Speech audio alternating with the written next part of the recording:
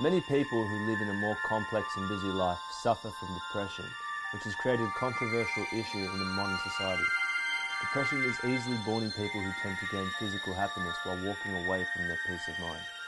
In these circumstances, I believe that it's more profitable to discuss the topic of meditation. I think there are things in life that you always tend to seek to improve about yourself, and meditation allows you to see more deeply into these issues.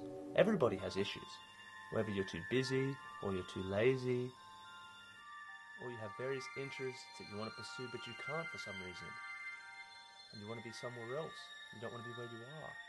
Meditation allows you to quieten your mind so that you could survey the territory. When you get very practiced at meditation, there are mental states at which you can access, which their nature is very blissful. So you feel really very satisfied and very happy and calm and relaxed. And when your meditation starts to improve and your practice starts to evolve, you can achieve these states of peace regularly. We know that it can impact and build your immune system. We know that it helps with psoriasis and clears the skin. It can definitely help with agitation of breath and asthma sufferers. It can help with even things like cancer because it helps by slowing down your body and your immune system and affects you in a positive way. As a result, the research shows that many people from Western developed countries have attracted towards the meditation.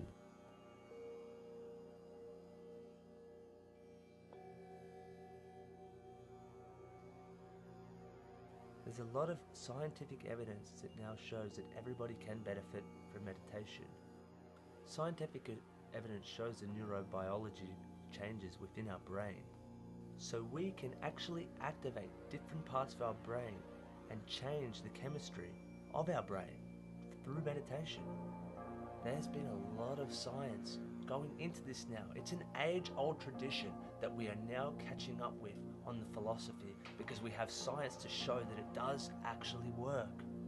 Your mind is going to be drawn to that sound inevitably because it's loud, it's overwhelming. And if you try to sit there and go, I am peaceful, I am calm, I am relaxed, then you're just fighting with your own mind because that's when your intention is being drawn.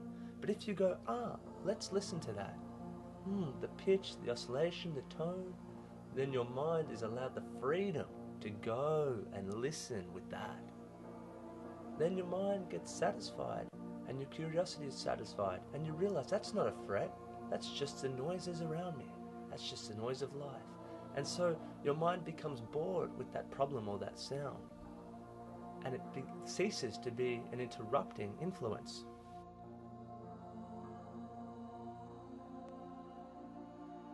Therefore, in this documentary, I want to share the value of the meditation and what are the results people have gained through this. Also, I'd like to encourage the rest of society to do meditation and to experience the peace of mind it can repay us.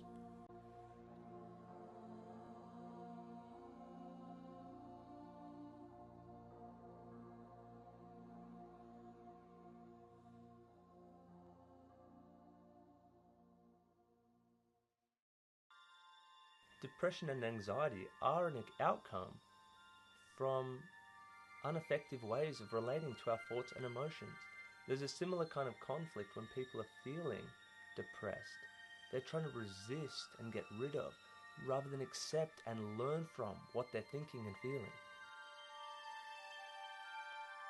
Meditation teaches us how to relate to this in a whole new way, in a very different way, to welcome those feelings rather than trying to push them away and fight them off, to stop resisting them. And that makes all the difference for our mental health.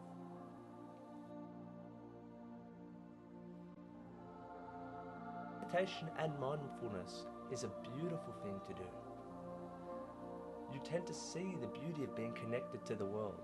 You see your place in the world as being, it's not so about the ego, about what's my role in the world and what's the meaning of life. It's more about that we are connected and we are here. And by being connected, we treat people differently. This meditation program works with people in prison systems to be more moderate and kind with each other, and less recidivism, and that means less chances of reoffending. If it can work for these people who are considered the harder end of town for violence and crime and unsocial activities, if it can work for these people, surely it will work for the moderate person.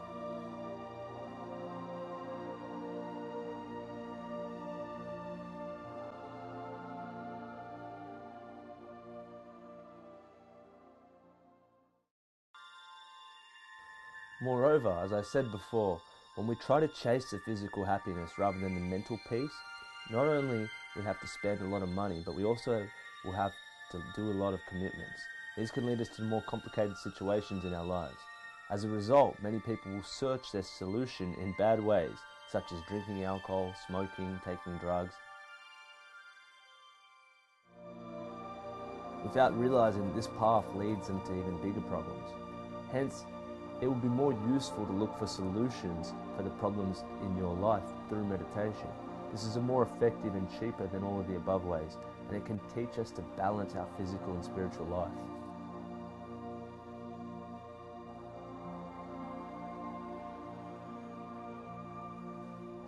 The purpose of my documentary is to explain how they can produce a better man in this society by leading their children towards a balanced lifestyle since their childhood, which is possible through meditation.